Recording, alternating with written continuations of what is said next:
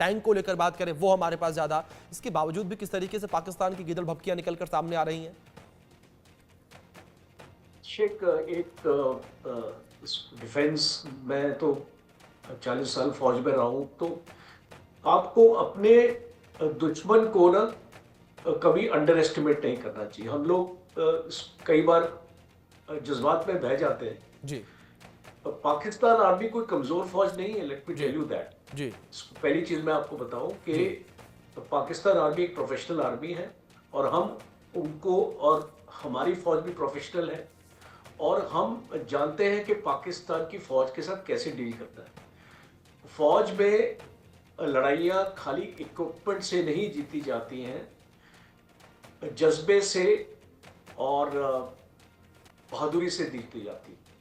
और हमारे जो जवान हैं, आपको याद होगा 1971 में जनरल नियाजी ने स्टेटमेंट दिया था कि अगर आपके ऑफिसर्स पाकिस्तान आर्मी को लीड करें और पाकिस्तान के जवान हो तो हम वर्ल्ड की नंबर 1 आर्मी हो सकते हैं। तो जो एक लीडरशिप है हमारी फौज में, आपने कारगिल में देखा, आपने कारगिल में ये देखा कि दुश्मन ऊपर डिप्लॉयड है, चोटी पे बैठा है, और फिर भी हमने उसके ऊपर अटैक करके उसको वहां से निकाला। तो आप समझ सकते हैं कि जो जज्बा एक भारतीय फौज में है वो शायद यहाँ की किसी भी फौज में नहीं है। और अगर हम इक्विपमेंट्स की बात करते हैं, देखिए अब हर एक आदमी अपने आप को अपग्रेड करने की कोशिश करती है। पाकिस्तान के पास 70% चाइना का इक्विपमेंट है, और आप जानते हैं कि चाइना का इक्विपमेंट के ऊपर आप भरोसा नहीं कर सकते हैं, बिकॉज उसमें कहीं पर भी ऑपरेशनली वो टेस्टेड नहीं है। हमारा, जैसे हमारे पास रफेल है, आपको मैं एक एग्जांपल देता हूं, जो उसके पास चाइना ने उसको स्टेल्थ फाइटर JF-17 दिया है, वो एक भी युद्ध में उस फाइटर ने काम नहीं किया। आपका रफेल देख लीजिए, रफेल पिछले 10-15 साल में बहुत कतार के पास है, बहुत सारी गल्फ कंट्रीज के पास है, और वो लड़ाई में शामिल हुआ है और टाइम टेस्टेड एक वेपन प्लेटफॉर्म है।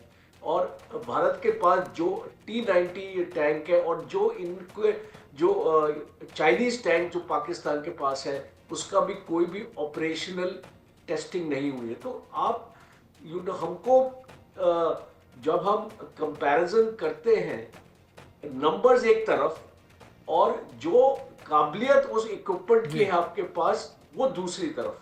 और इसीलिए हम जब दो मुल्कों में कंपैरिजन करेंगे, तो जब अगर ये लड़ाई होती है, जी मेरा तो ये मानना है कि लड़ाई नहीं होनी चाहिए, बट अगर होती है तो पाकिस्तान को ज्यादा घबराने की जरूरत है, क्योंकि जिस टाइप का फोर्स लेवल हमारे पास है, जिस टाइप की क्षमता हमारे इक्विपमेंट में है और हमारे जवान में है।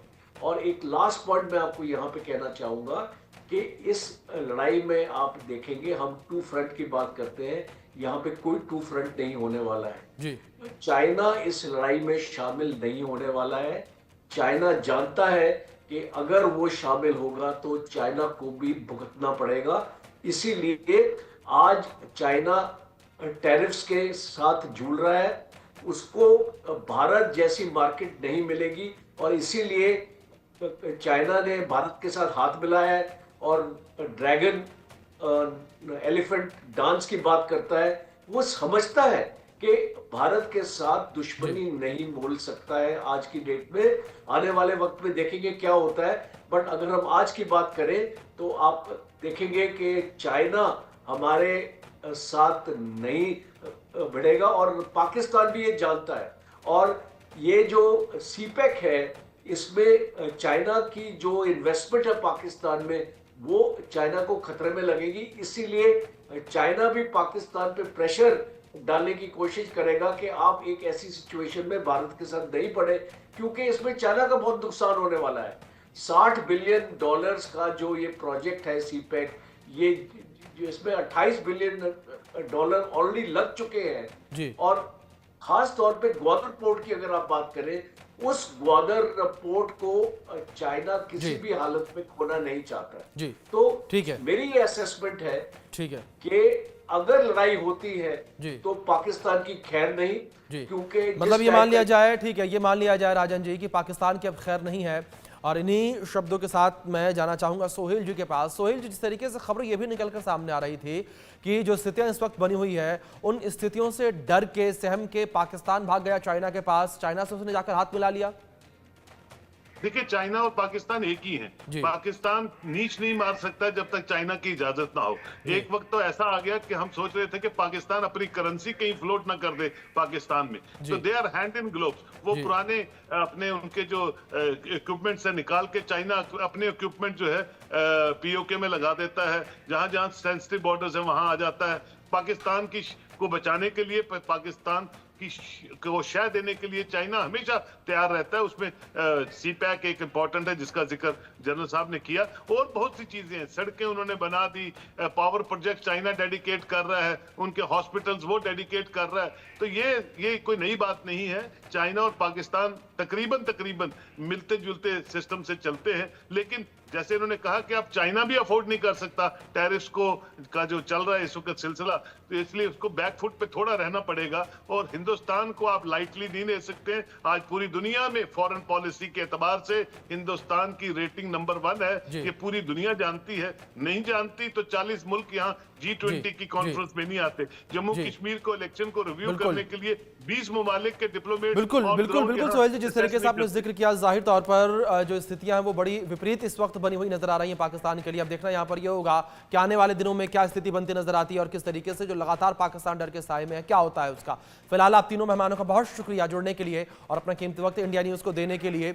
वहीं दूसरी ओर अगर बात भारत बनाम पाकिस्तान को लेकर की जाए तो भारत पाकिस्तान से बहुत आगे है सैन्य शक्ति को लेकर बात की जाए तो फाइटर जेट भारत के पास इस वक्त 513 और पाकिस्तान के पास 328, यानी कि भारत जो है वो करीब दोगुने पर। हेलीकॉप्टर को लेकर बात की जाए 899 हेलीकॉप्टर भारत के पास है और 373 हेलीकॉप्टर पाकिस्तान के पास हैं। तो कुछ इस तरीके से सैन्य शक्ति भारत की है। टैंक को लेकर बात की जाए 4201 यानी कि 4201 टैंक भारत के पास, 2627 टैंक पाकिस्तान के पास हैं।